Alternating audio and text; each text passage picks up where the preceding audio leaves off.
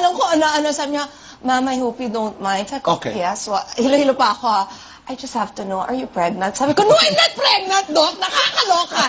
Kanina talaga, as an excited mother, ano talaga, 6:45 nagising ako. Eh, walang alarm, walang anything. Tumayo talaga ako. Apir, apir, apir! Hindi na uso yan.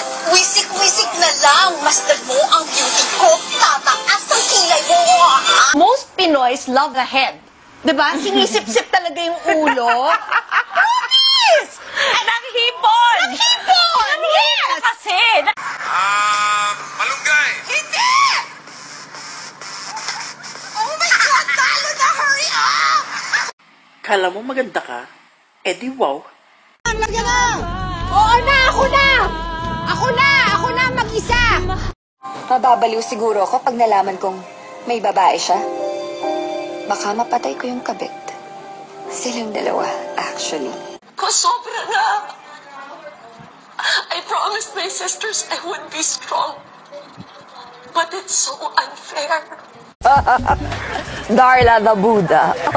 Kung princess yung sa kabila, ako Buddha. Yeah, naman. Hello. Ikaw yung alay. Bakit? Nabago ba ng lahat ng masasakit na salitang yun ang katotohanan na ako na ang mahal ni Victor at hindi ikaw? Kaya etong sasabihin ko sa'yo, makinig ka! Huwag kang bitter! Akala ko nang wala! Meron! Hoy, babaeng sinungaling, walang hiya kang malandi kang haliparot ka. Hindi mo alam kung paano gumanti ang pusong nasaktan ng ganito. Hindi mo alam. You're hired.